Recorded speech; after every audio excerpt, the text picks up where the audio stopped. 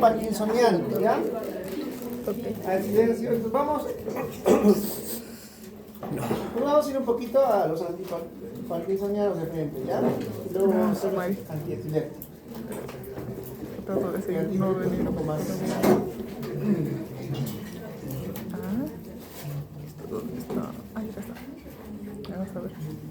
Yo confío en este eso. No me va a fallar. Antiparkinsonianos, ¿ya? Miren, el Parkinson, recuerden que es una enfermedad propia de la tercera edad, ¿no? Aunque algunos casos se ve que es antes, ¿no? Pero, miren, la base del Parkinson, de la enfermedad del Parkinson, por estudios, la base es que hay un déficit de un neurotransmisor, ¿ya? ¿Qué neurotransmisor está bajo en el Parkinson? La dopamina. ¿Ya? De tal manera que el tratamiento del Parkinson está relacionado a aumentar los niveles de dopamina. ¿Cómo aumento, por ejemplo, los niveles de dopamina? Uno, por ejemplo, voy a inhibir la degradación de dopamina. Entonces aumento dopamina, ¿no? O finalmente le pongo un análogo de dopamina, ¿no es cierto? Que sería la L-dopa. Entonces, de esta manera yo voy a aumentar los niveles de dopamina para mejorar la enfermedad de Parkinson. Miren, el Parkinson afecta a los núcleos de la base, ¿no? ¿Y cuáles son los núcleos de la base? Los ganglios basales. Desarrollado, etcétera. Dice que hay déficit de dopamina. Entonces, la terapia para Parkinson está ligada justamente a aumentar los niveles de dopamina en la sangre a través de diferentes mecanismos, ¿ya? Miren, ¿cuáles son sus síntomas del Parkinson? Clásicos. Movimientos. También, ¿no? Uno es la supresión de los movimientos voluntarios, bradicinesia. El otro, temblor en reposo, como si estuviera girando una pastilla, ¿no? Temblor en reposo. ¿Qué más? Rigidez muscular. Y acá se agrega algo más. Estos son los clásicos. También pregunta de examen, ¿no? Rigidez muscular, temblor de reposo, supresión de movimientos voluntarios, bradicinesia, ¿no? Ahí se agrega, siempre hay un déficit en diferentes grados, un grado variable de deterioro cognitivo. ¿Ya? Listo. Miren, este es el metabolismo de las catecolaminas. Es importante saber para entender la farmacología. Miren, la tirosina, a ver, silencio, la tirosina, a ver, acá se escucha, chicos, pues, hablan despacito, pero se escucha, ¿ya? Tirosina, miren, a través de la tirosina hidroxilasa se convierte en L-dopa, es el precursor de la dopamina, ¿no? La L-dopa, a través de otra enzima, se transforma finalmente en ¿qué? En dopamina, ¿ya? La dopamina igual sigue su proceso de transformación. Dopamina beta hidroxilasa, se sintetiza la noradrenalina. Y de la noradrenalina finalmente hay otra enzima, se transforma en adrenalina. Entonces la adrenalina, la noradrenalina, la dopamina son catecolaminas, en este caso endógenas. Pero también son neurotransmisores y en este caso de la enfermedad de Parkinson la dopamina está disminuida. ¿Ya? Miren este esquema, miren, hay una neurona acá, colinérgica.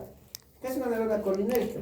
La que libera pues los neurotransmisores acetilcolina. ¿Y a qué receptor se une la acetilcolina normalmente? A los receptores NMDA. ¿Qué significa NMDA? N-metil-D-aspartato, que son receptores inhibidores o excitadores. El GABA es receptor inhibidor. Y el NMDA o N-metil-D-aspartato son receptores excitadores. ¿Ya? Entonces miren, acá la neurona se libera acetilcolina, se une al receptor NMDA, receptores muscarínicos, NMDA, y es un receptor, ¿no es cierto? Excitador. ¿Ya? Entonces por eso vamos a ver acá, por ejemplo, hay un ejemplito. Fármacos anticolinérgicos, justamente relacionados a la inhibición de este receptor de acetilcolina. ¿Qué fármaco tenemos anticolinérgico? Tenemos varios, pero acá por ejemplo pone besatropina, ¿ya? Un ejemplo. Pero miren, acá hay otro, mira, hay otro acá, mira, hay otro neurona acá, miren, y hay otro neurona acá. Entonces, esta sería la neurona sináptica.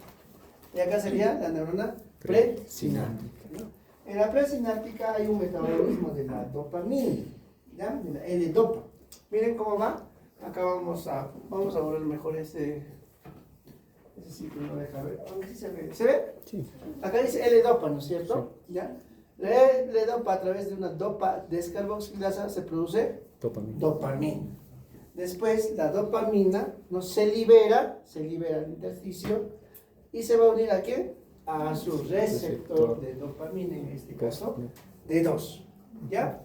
¿Ya? Y este receptor D2 de dopamina, ¿qué va a producir? Inhibición. Eso hay que nombrar. Inhibición. ¿Ya? Inhibición. Entonces, si no hay dopamina, ¿qué se va a producir? Pues entonces, proceso de excitación, porque si no hay receptores de dos, bueno, esta dopamina que no se une a su receptor, pues ya no va a haber inhibición. ¿Qué va a haber? Excitación. O sea, temblores, ¿no? Etc. ¿Ya?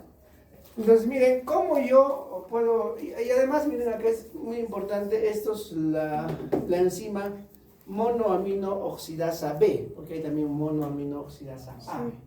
La monoaminooxidasa, en este caso B, y la COM, que es la catecol O metiltransferasa, la COM, catecol O metiltransferasa, y la monoaminooxidasa van a ser enzimas que degradan la dopamina.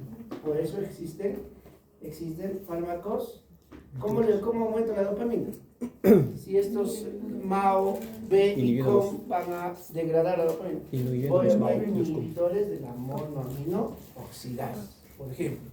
También hay inhibidores de la catecol O metiltransferasa o de la COM. Pero los más conocidos son los inhibidores de la monoaminooxidasa, que van a aumentar los niveles de dopamina. ¿Ya? ¿Qué más? ¿Cómo aumenta también dopamina? ¿Qué les dije?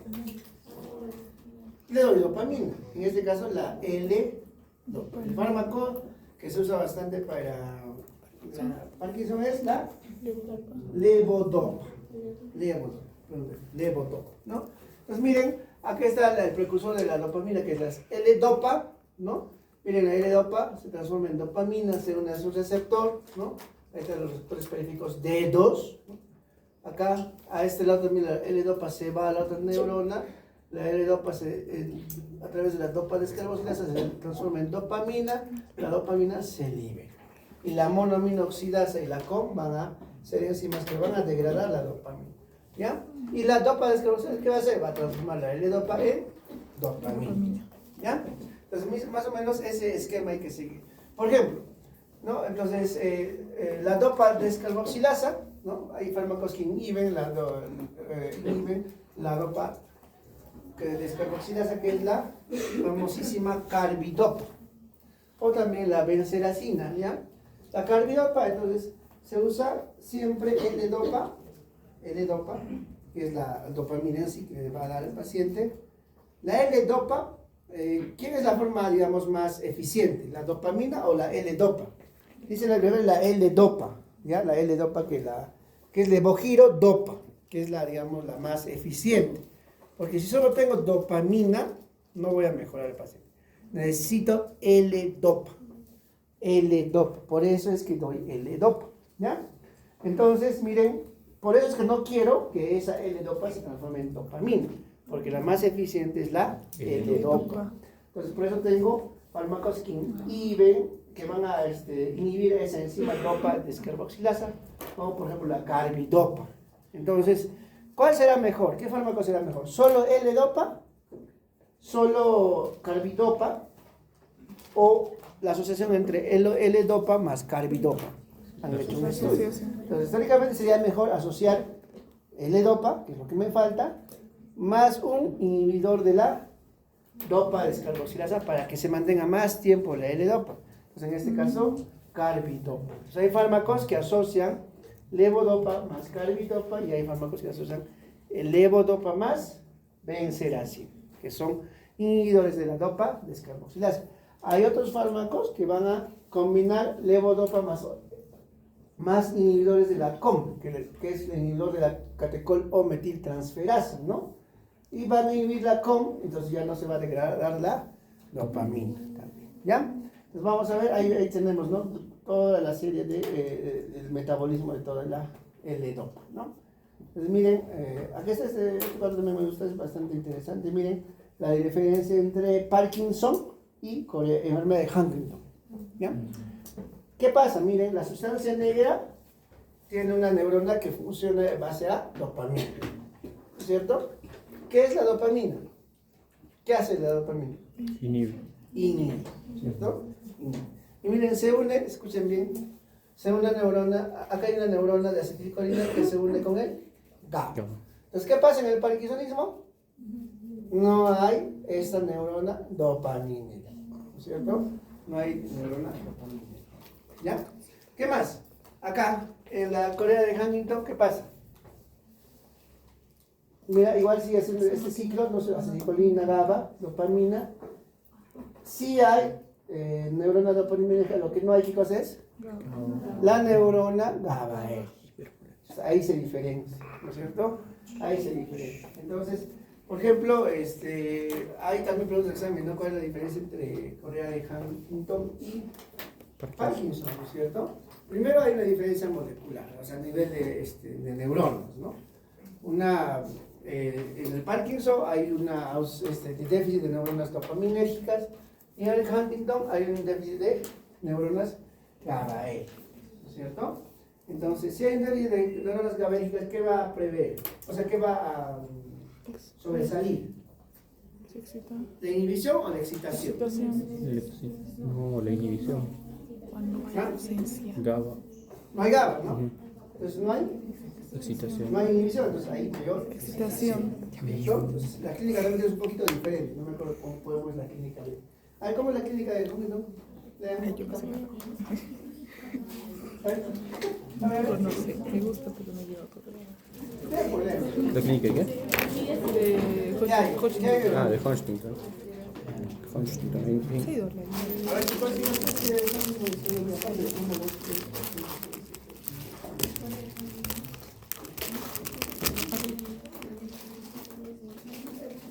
Gracias. ¿Qué hay en el Huntington? La enfermedad de Huntington causada por una mutación del gen HTT. Hipertonía. A ver, ¿por qué constantemente hay un estímulo excitatorio a nivel muscular, ¿no? Hipertonía. ¿Qué más? También brasileña un poco. ¿Qué más? La brasileña se da por la hipertonía. ¿Qué más? Bueno, nada. Y acá en el Parkinson, a ver, escuchen, Parkinson, ¿qué habla? ¿Qué habla? Si no va a haber dopamina, entonces No hay dopamina. va a haber excitación. Inhibición. ¿Ah? Excitación. ¿Mayor expresión de la neurona GABAérgica o no? Inhibición. A nivel de neurona GABAérgica va a haber un predominio de las neuronas del receptor GABA, ¿cierto? Que serían inhibidores. ¿Ya? ¿Por qué? Porque, miren, está desapareciendo en el Parkinson esta neurona inhibitoria del inhibidor. ¿Entienden? ¿Cierto? Es diferente. ¿Ya? Por eso la clínica también es un poquito diferente. ¿Ya? Miren, fisiopatología, déficit de dopamina, específicamente de L2. Signos y síntomas, motores, centrales y otros, ¿no? ¿Cuáles son los motores? Bradicinesia, rigidez, temblor en reposo y alteraciones posturales y cierto grado de deterioro cognitivo. ¿Ya? ¿Listo? Miren, entonces, dentro de la clasificación de los antiparkinsonianos tenemos aquellos potenciadores de la actividad dopaminérgica y aquellos bloqueantes de receptores muscarínicos. ¿Ya? Entonces, pero los que más se usan son estos, potenciadores de la actividad dopamina. O sea, aquellos que elevan los niveles de dopamina, ¿no? Por ejemplo, arriba, levodopa, ya hemos hablado, ¿no? O sea, yo le doy lo que le falta, levodopa, ¿no? Le doy lo que le falta. ¿Qué más? Miren, inhibidores de la L-aminoácido aromático descarboxilasa, ¿no? Inhibidores de la dopa descarboxilasa, ¿se acuerdan? Un gráfico. ¿No? Porque ¿qué hacía la dopa descarboxilasa? transformaba la L-dopa En dopamina. es menos eficiente, ¿cierto? Ya está. ¿Qué más hay? Inhibidores de la catecol o metiltransfera, ¿no es cierto? Que degrada también la dopamina, ¿cierto? Entonces, inhibo a los que degradan la dopamina, los inhibo, o finalmente le doy dopamina, que es la L-dopa, ¿ya? Miren, siempre a menudo se usa una terapia doble.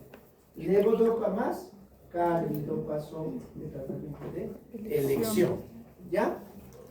Pero hay otros, por ejemplo, tenemos inhibidores de la monoamina oxidasa, hemos visto, ¿no es cierto? ¿Quién está? Seligelina, por usar como inhibidor de la monoamina oxidasa. ¿Qué haría la seligelina? Inhiben Ya, la degradación entonces aumenta las concentraciones de de dopamina. dopamina. No la más eficiente, pero sí por lo menos la dopamina, ¿no? ¿Qué más? ¿Qué haría por ejemplo, antagonistas de receptores muscarínicos? ¿Por qué? ¿Por qué antagonistas de receptores muscarínicos? Porque hay otra neurona acá, ¿no? Que está formando parte de la fisiopatología de todo, ¿no? O sea, finalmente esa neurona va acá, ¿no? Entonces, el receptor muscarínico, ¿qué es? Excita tónicos.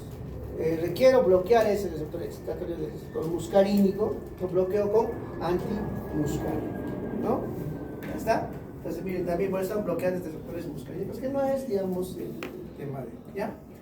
Ahí podemos tener inhibidores de la monoamina oxidasa, podemos tener levodopa, podemos tener carbidopa, finalmente, o podemos tener inhibidores de la catecol o metiltransfera. Ya está, ¿no? Listo, miren, ahí está, eso es un resumen. Miren, ahí está lo mismo, miren, acá se ve un poquito mejor.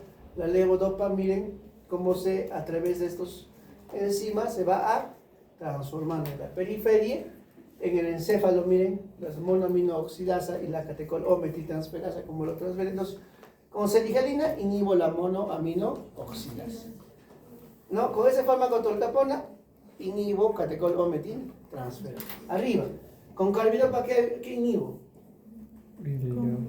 La dopa descarboxilasa, la DDC, dopa. Entonces, de tal manera que la levodopa va a seguir aumentando. Y la también con la tolcapona que inhibe también la ¿no? Entonces, los más importantes de todo esto es levodopa y carbidopa. Carbidopa es un inhibidor de la dopamina descarboxilasa, ¿no? Y levodopa es en sí la dopamina, ¿ya? Entonces, es más de lo mismo. Entonces, miren, ahí están las dosis, ¿no? Ahí están todos los fármacos que hemos mencionado, pero el de elección es levodopa más inhibidores de descarboxilasa como la carbidopa. Hay otra también, la que ser así. Ahorita les muestro, miren, ahí está, este estudio, miren. No, este cuadrito, miren. Número de meses a partir del inicio del estudio. Se han usado levodopa más benseracina. ¿Qué es la benseracina? Inhibidor de dopa carboxilasa, al igual que la carbidopa. Entonces han asociado levodopa más benseracina más seligelina. ¿Qué es seligelina? Inhibidor de la supuestamente, digamos, 3 mecanismos moleculares, ¿no? Han asociado, bueno, han comparado con bromocriptina y han comparado levodopa más benseracina. Acá doble, acá triple y acá solo uno. ¿Ya? Y han medido variación de la puntuación de discapacidad. ¿Ya? Variación de la puntuación de discapacidad. ¿Quién tiene menos discapacidad en el tiempo? Miren, ¿cuál? En el tiempo, menos discapacidad. Menos.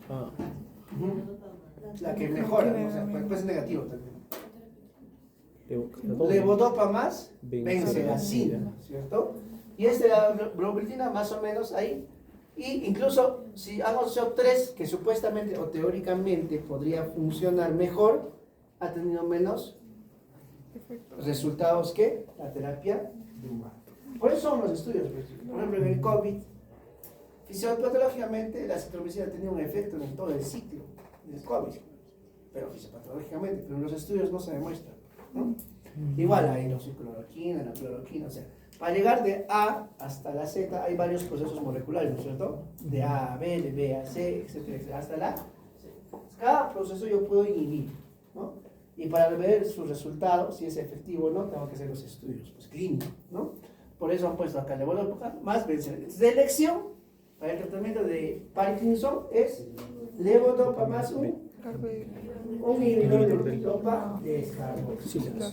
Puede ser benzoato, si no, carbidopa. Les muestro, miren este gráfico, miren, solo levodopa. ¿Qué pasa? Si solo doy levodopa, la mayoría, ¿dónde se va? Al intestino, o sea, se excreta, ¿no es cierto? Una parte se va a la sangre y la otra parte que se necesita, que sí se necesita, se va al cerebro. ¿Cuánto? 1 a 3%, o sea, poquito, o sea, rapidito lo degrada el cuerpo, ¿no? En cambio voy a asociar levodopa más un inhibidor de dopa descarboxilasa, que en este caso es levodopa más carbidopa, y miren, lo que doy, ¿cuánto llega al intestino? Menos, 40%.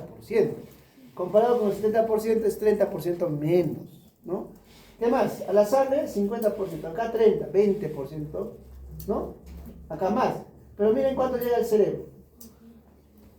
10%, ¿no? Versus 1 a 3%. Entonces, la diferencia es abismal, ¿no? Entonces, ¿qué voy a usar? ¿Qué le darías, digamos, a un familiar? Levodopa más. Solo levodopa más un inhibidor de dopa descarboxilasa, en este caso carbidopa. Entonces también pregunta examen de elección del Parkinson, levodopa, seligelina, levodopa más carbidopa o levodopa más benzoato, ¿ya? Listo. Entonces la dopa descarboxilasa siempre, ¿no? Al aumentar esa carbidopa, voy a disminuir la dosis también de levodopa, ¿no? Entonces voy a potenciar su efecto, ¿ya? Nada más ahí están las dosis, ¿no? Y eso es del Parkinson. Entonces, de elección es levodopa más carbidopa, ¿ya? Entonces, ya nos vamos, eso con el Parkinson, ¿ya?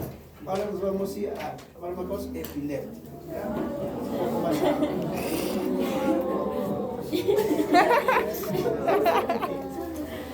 No, 2 horas, 3 horas. Falta una. Entonces, antiepilépticos, ¿ya? Voy a ir a aplicar, porque tengo que aplicar desde cada 2 horas. Le voy a leer un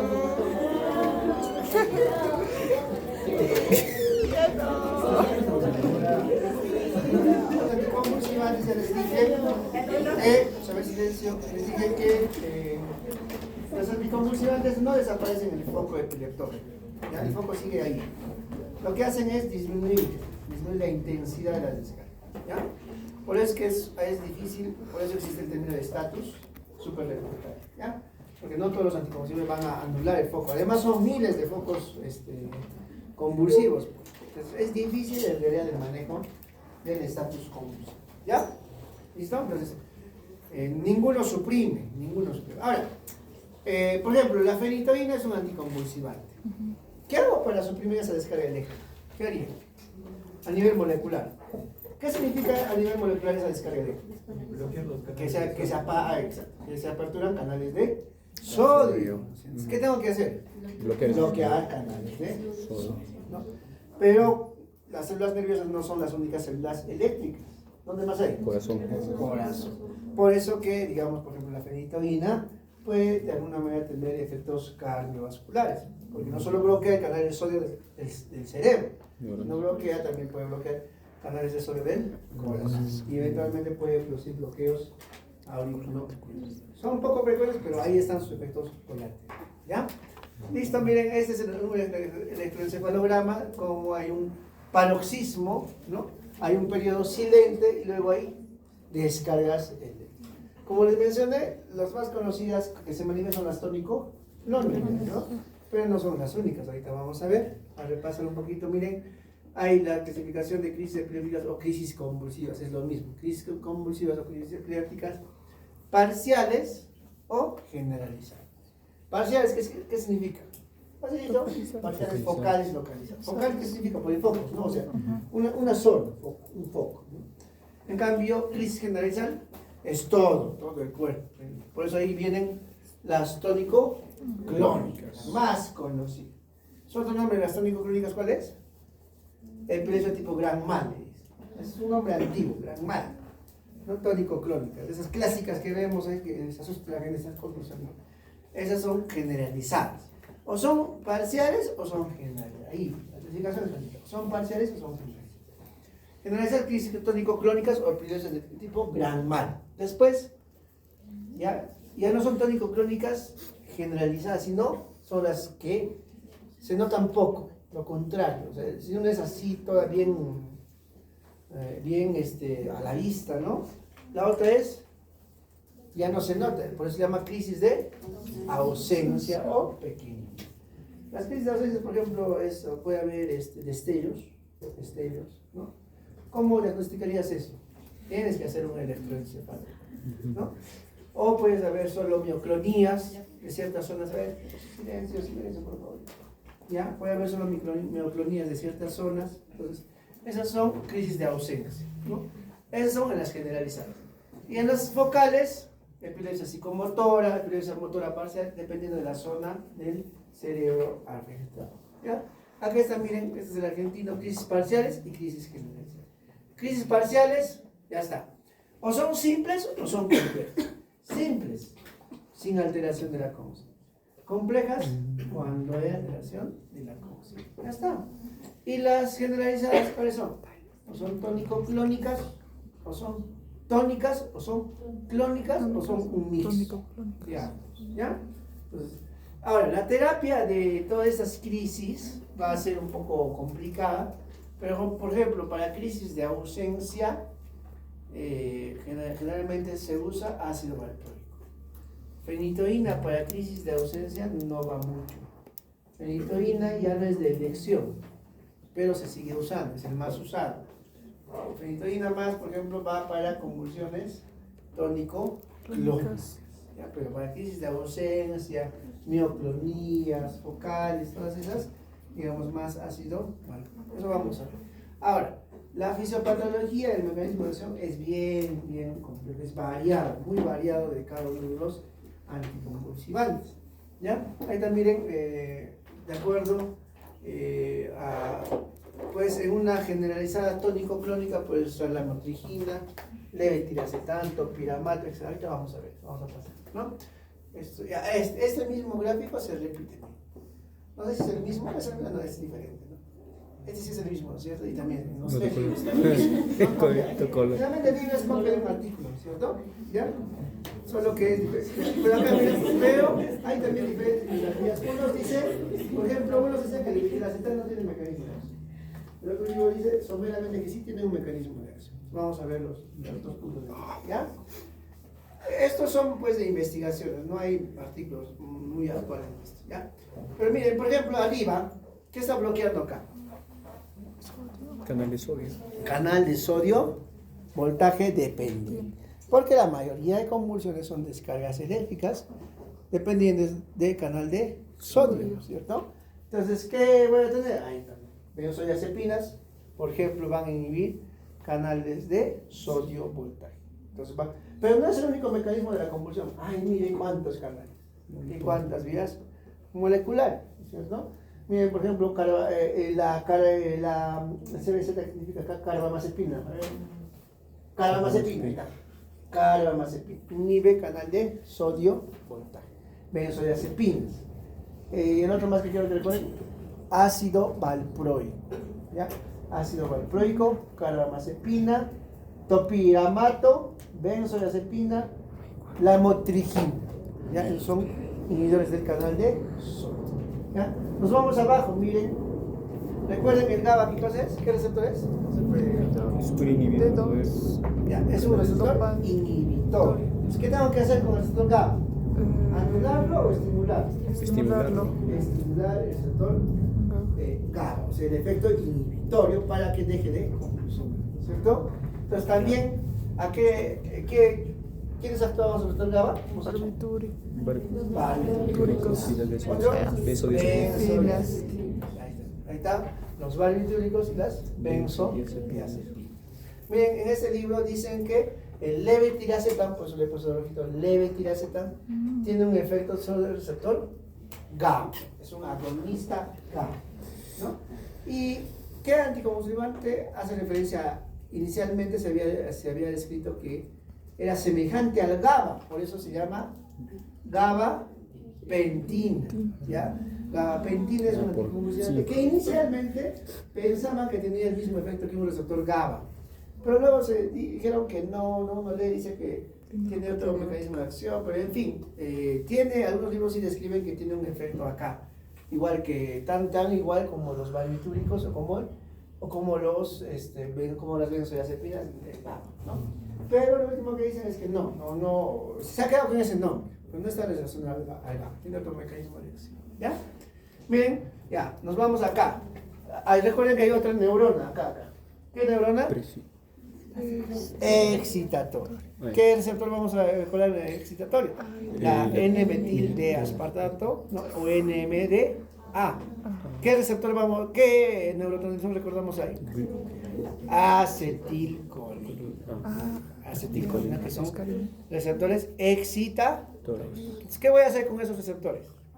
Inhibirlos. Inhibirlos. Ya está. Facilito, ¿no? Tengo que inhibirlos. A uno los estimulo, los potencio, y a otros los anulo. Bueno, de tal manera que voy a tratar de enfocar todo el proceso metabólico, ¿no? Por ejemplo, acá inhibo el receptor N-metil de aspartato, el topiramato, ¿no? Ponga usted un ejemplo de un anticonvulsivante que inhiba el receptor NMDA, Topiramato.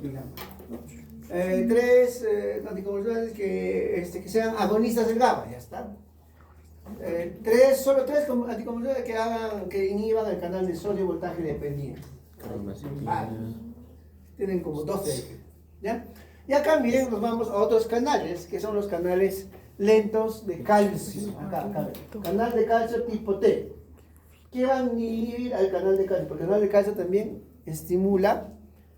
participa en la despolarización, ¿cierto? Entonces acá está la etosuximida, ¿no? Que inhibe el canal de calcio tipo T. Pero hay otros canales de calcio tipo N y PQ, ¿no? Como la lamotrigina, que inhibe también el canal de calcio.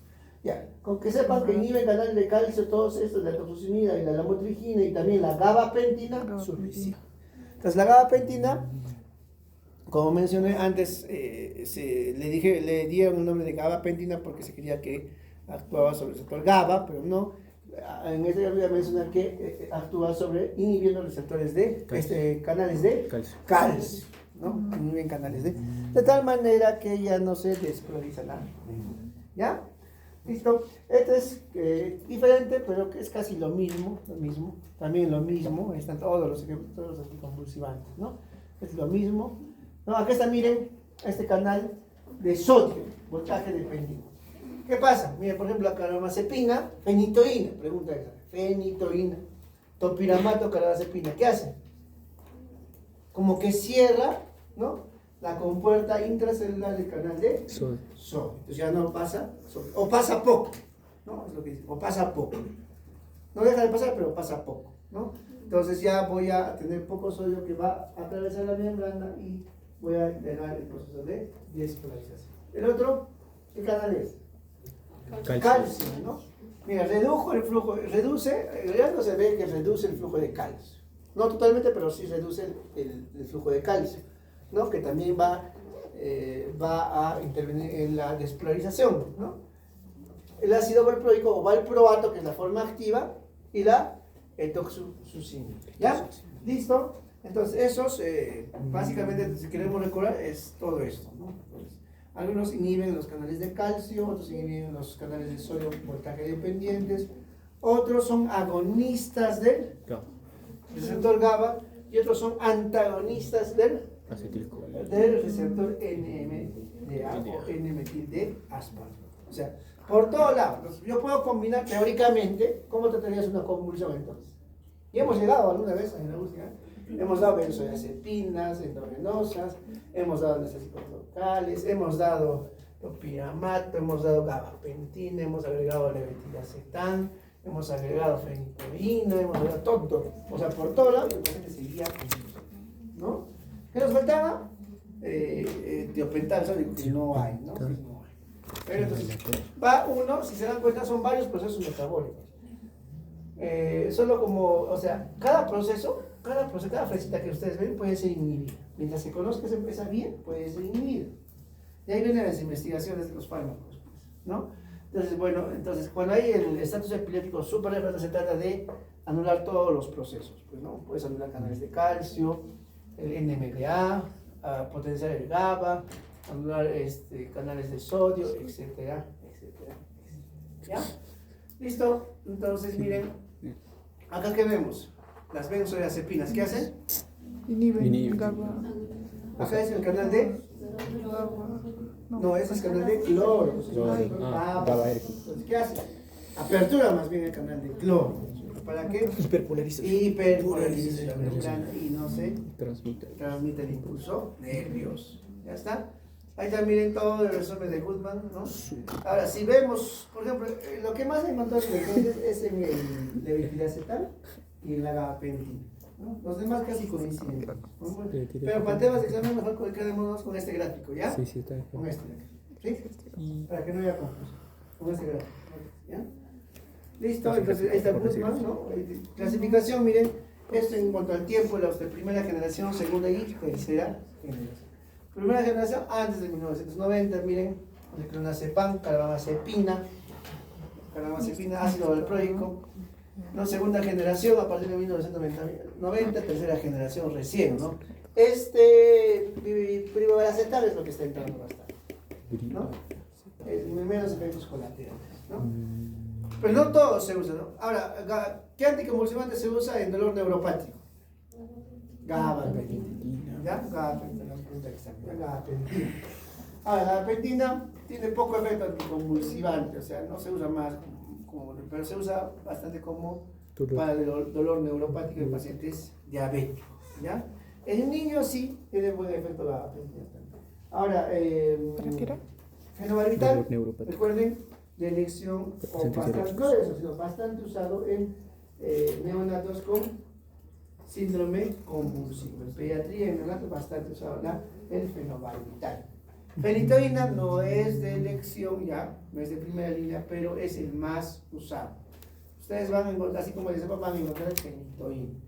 Hay un término que vamos a ver, la epaminización, ¿no? Cuando un paciente viene convulsionado, hay que epaminizarlo, dicen, epaminizarlo. Entonces hay una dosis de carga de la fenitoína, dicho de sea de paso a venir con el examen, ¿no? Ya. Entonces miren, vamos a ver, no. Ya miren, el metabolismo es a través de los metabolismo, la mayoría hepático, ¿no? La mayoría hepático, ¿ya? Bueno, anticonvulsivantes en embarazo, ¿qué opinan? No. Realmente está contraindicada en las tres fases del embarazo, ¿ya? Pero ¿qué hacen si la gestación no convulsa? ¿Qué harían?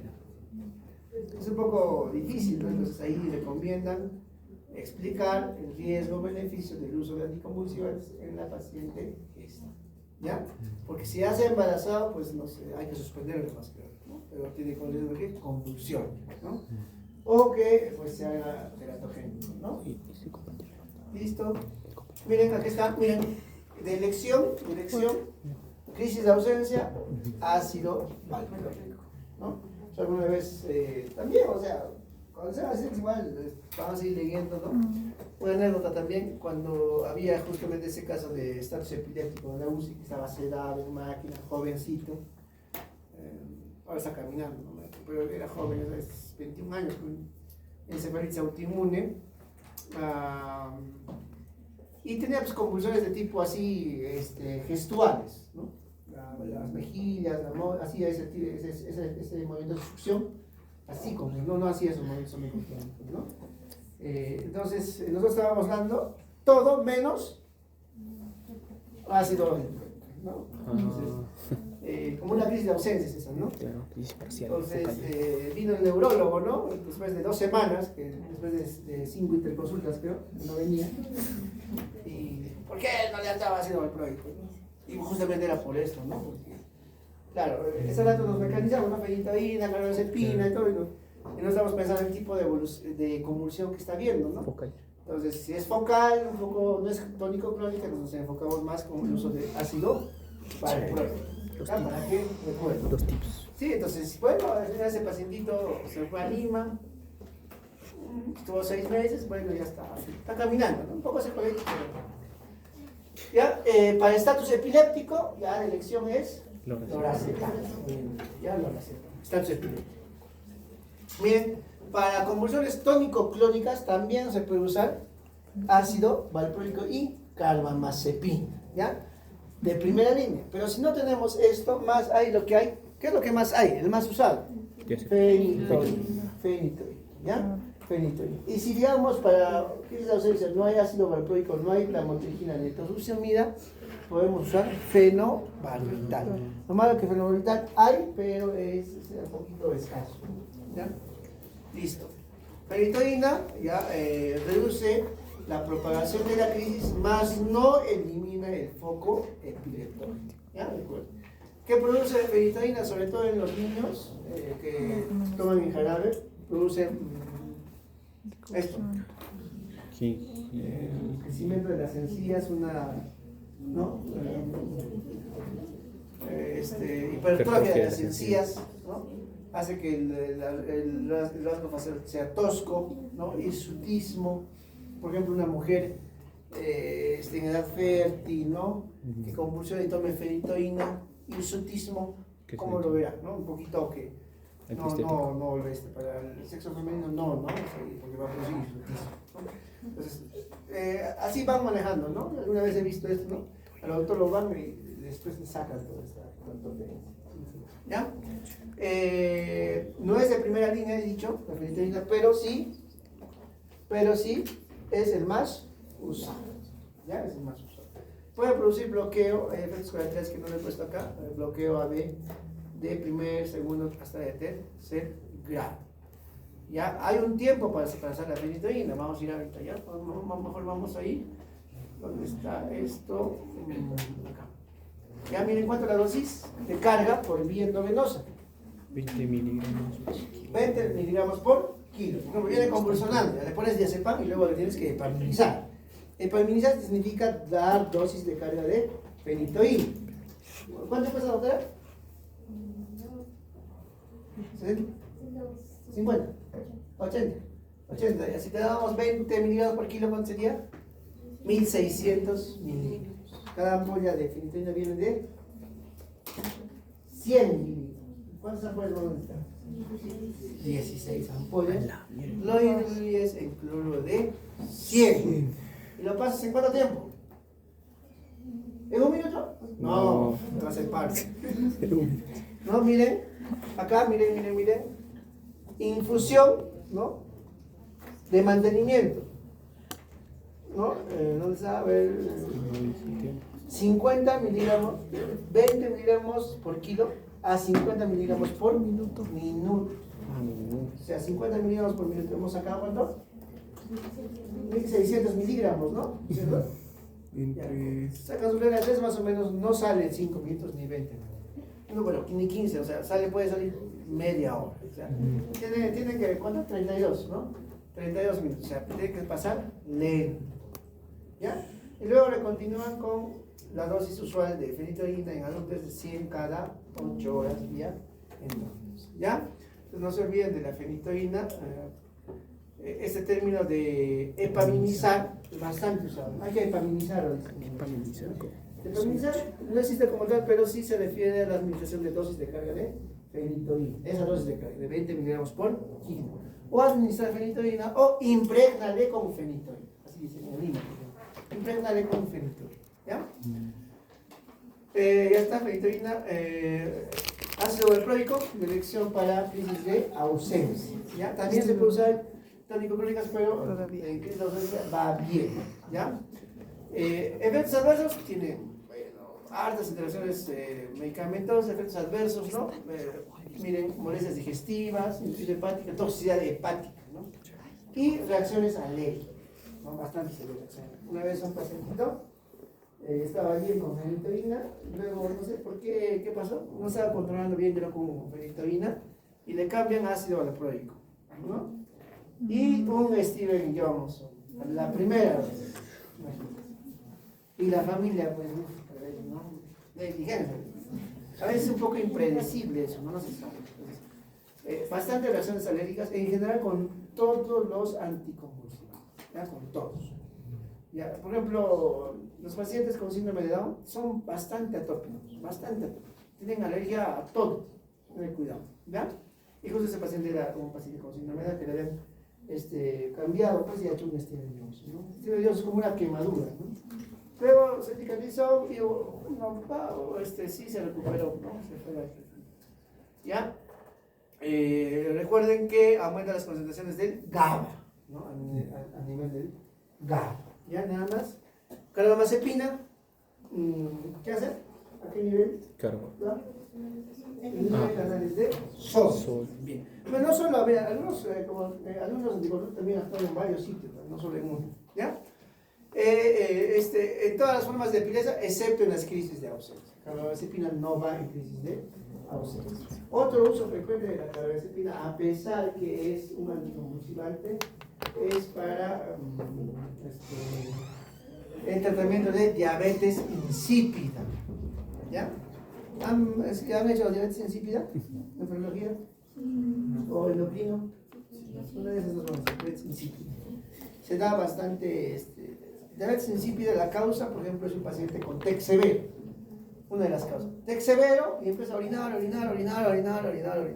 Entonces, esa diabetes insípida se controla bien con carbamazepina, en ese caso. ¿Ya?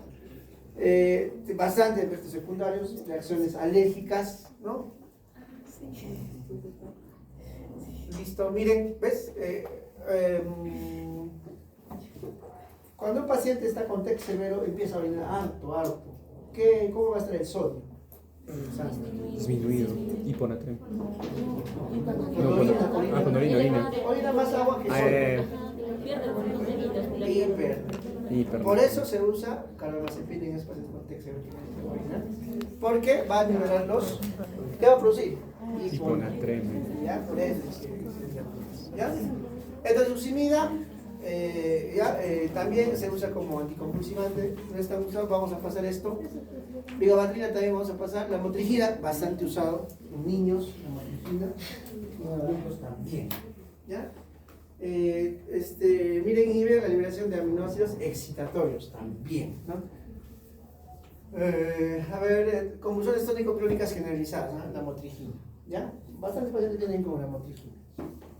Convulsiones tónico-clónicas generalizadas. ¿Ya? Algunos controlan bien, incluso solo con fenitorina, o solo con una motrigina, o solo con ácido clorhídrico. ¿Ya? Pero otros sí. ¿Cuándo se da una crisis? A veces cuando se da un estatus epiléptico, cuando el paciente justo deja de tomar. ¿Ya? Justo deja de tomar, ya le viene un estatus epiléptico. Se descontrola todo. Es como si al foquito lo mantendrías bien encerrado y de un momento a otro lo liberas, ¿no? Les da un estatus epiléptico.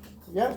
La gabapentina es ¿no? Que les dije que fue diseñado como para imitar al receptor GABA, ¿no es cierto? Pero al final no, pues no, se notó que no tenía ese mecanismo, ¿no? Y es el anticonvulsivante usado, ¿no? Para el dolor neuropático, ¿ya? Barbitúricos ya hemos hablado de los barbitúricos. ¿A qué nivel actúan? Inhibiendo son agonistas de GABA, ¿cierto? ¿Ya? Y el más representativo es el fenobarbital, usado bastante en convulsiones neonatales. ¿Ya? ¿Listo? Fenobarbital, ahí está. Crisis en recién nacidos, convulsiones neonatales, bastante usado en van a ver hasta pacientes con benzodiazepinas. También.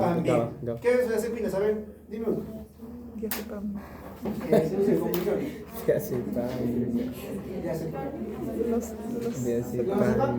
Los Pamblos.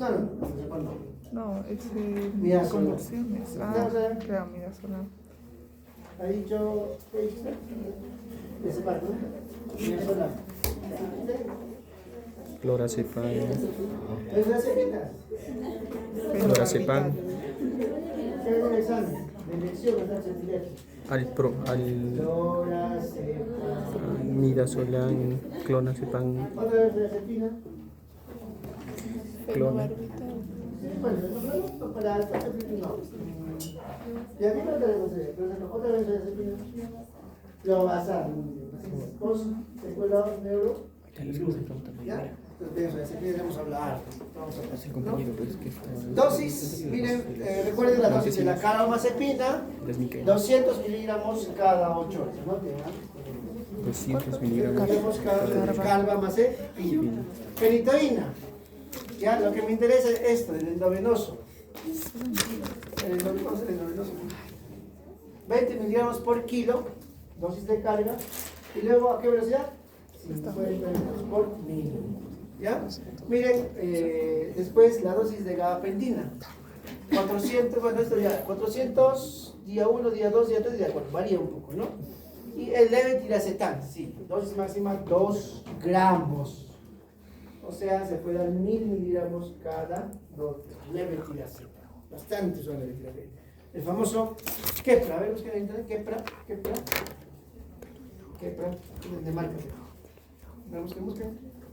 Keppra por el Con K, Keppra. Keppra con K. Keppra. Convulsiones. Levetiracetam. Ese famoso Keppra, ¿no? tam. Y bien, el levetiracetam está controlando bien, ¿eh? No se sabe también bien el mecanismo del levetiracetam, o sea, así a ciencia cierta, bien. Pero está hoy en día se está usando bastante levetiracetam en todo tipo de epilepsias, ¿ya? Midazolam, ya hemos hablado bastante de benzodiazepinas. Efectos secundarios de la fenitoína, por ejemplo, ¿qué hemos hablado? Hipertrofia gingival, hipertricosis, exantema, reacciones alérgicas, hiperglicemia, osteomalacia, ¿ya? Y del valproato, pérdida de pelo, ¿ya? Pérdida de pelo. Bien frecuente. Tóxica. Hay de estatus más de lo mismo, ¿no? Dependiendo del ensayo uno va usando los antiepilépticos, ¿ya? 30 minutos. Elección, crisis de ausencia, Ácido valproico o valproato. ¿ya? Y también el síndrome de Lennox-Gastaut, que es un síndrome que hay deficiencia intelectual, convulsiones, etc. ¿Ya? Elección ácido valproico. Y en estatus epiléptico, Lorazepam. Lorazepam. ¿ya? Listo, esto ya está, digamos, estamos repitiendo. Clobazam, no se olviden, para pacientes postquirúrgicos, neuroquirúrgicos, para evitar espasticidad, clobazam. ¿Ya está? ¿Está? ¿Listo? Ya, ahí nos quedamos, ¿ya? Sube a mi cerebro ya. Me va a dar un ataque epiléptico, un estatus epiléptico.